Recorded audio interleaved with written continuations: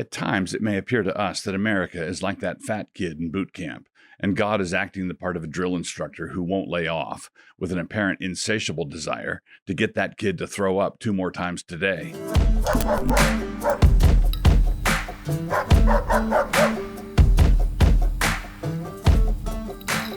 To change the metaphor, you're welcome.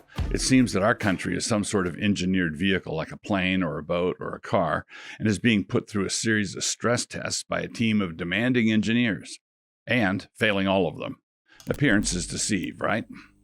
When George Floyd died of his drug overdose, as it now appears to many, there was a cop kneeling on him at the time. It sure looked like he couldn't breathe because of that cop, a man named Derek Chauvin.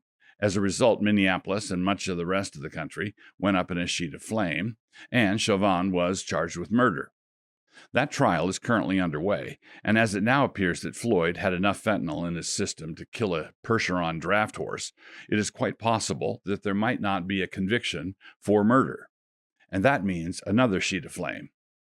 And then, just a few days ago, Duante Wright died at the hands of police incompetence when, according to the police chief, and as indicated by the video, an officer mistook her gun for her taser and shot him at close range. This was also in the Minneapolis area. This explanation of events was offered by the police chief, and it seems plausible, but I assume that there will be an investigation and/or trial, and we should wait for that. The officer's name was Kim Potter, who must be held accountable for her actions, and who, at the same time, must not be offered to a mob. In the meantime, while we wait on the results of due process, there should be no violence or threats of violence. In the meantime, we can and should offer our condolences to the Wright family. This was an awful thing, and there's no good reason not to react to it as an awful thing. We don't need to offer any explanations in order to sympathize with the family. That can be a standalone sympathy. When things like this happen, we feel sick about it, as we should. And poor Minneapolis, they are being put into situations that absolutely demand accountability and reform, while at the same time the pressures that are demanding it from them will not allow them to do what is necessary. In other words, the demand amounts to a demand that something be done for show and that nothing be done that will actually change anything. An intersectional snarl. Both George Floyd and Duante Wright were black, and so naturally that has been immediately assigned as the reason they died at the hands of the police. But this is an intersectional snarl, and so here's where I ask what many are allowed to think, but no one is allowed to ask. And note at the top that I'm asking to ask, not asking to assert. It appears that this happened because an armed police officer did not know where her gun was. It happened because in the heat of the moment, she mistook her gun for her taser. And I would ask you to note that I'm using the feminine pronouns she and her. So here's my question. Should we reconsider our willingness to put women in combat roles, which in urban areas, frontline police work is? Now, I would ask you to please notice what I'm doing here, which you should be able to do if you stop yelling for a minute. I'm simply asking for this to be on the agenda. May we raise the question?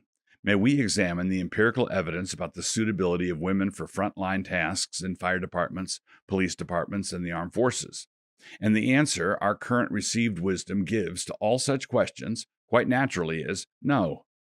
And not only is the answer no, but that same received wisdom is willing to examine the empirical evidence for any such questioners' bigotry, prejudice, hatred, malice, and all-round wrong things.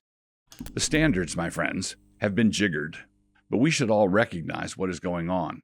For example, the physical tests for the armed forces have been lowered in order that women won't fail at significantly higher rates, and they've all been lowered for political reasons. They were lowered because of politics, and they were not lowered in the interests of improving combat readiness. If all the old standards had been tenaciously retained, but women were allowed to apply, and if they passed, that would be one thing. A traditionalist like myself would certainly consider it unseemly, but I would not consider it a diseased corruption of the entire system, which is what it currently is.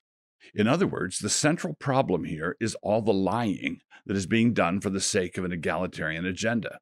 This is why it is nothing to the point to find an individual woman who would perform better than a given individual man. Of course, that is the case. There are women who are stronger, faster, more clear-headed, and more intelligent than a number of men. But those men shouldn't be cops either. In the old system, the tests weeded out nothing but men. Just the facts, ma'am. In situations like this, we should care about the truth, pure and simple. In any given individual case, what actually happened and why. When a situation looks really bad, there should be a full and complete investigation, and then a decision should be rendered. But what do you do when the entire system has been corrupted? If the entire system has fallen prey to politics, then that means that the investigation into a particular corruption will be conducted by a more generalized corruption. As someone with a biblical view of man, I want to remember that cops are people too. They perform a valuable and essential service for us all, and so I'm among those who deeply appreciate that thin blue line. But I also know that because cops are people, they are also sinners. They are also fallen. They don't operate outside accountability any better than anyone else does. But unlike the current monomaniacal system of evaluation, this means that I believe that cops are capable of more sins than racism. They are capable of deceit, sloth, ineptitude, greed, cowardice, power tripping, feather bedding, and lots more. Recent events here in Moscow have given us a front row seat on the kinds of things that happen when politics drive everything, including police departments. And what I've seen is 2 tons of no good. So this is not to hold a brief for cops against blacks, or blacks against cops, or men against women, and so on. Rather, it is to ask if we can raise the question of truth against lies, of truth against politics.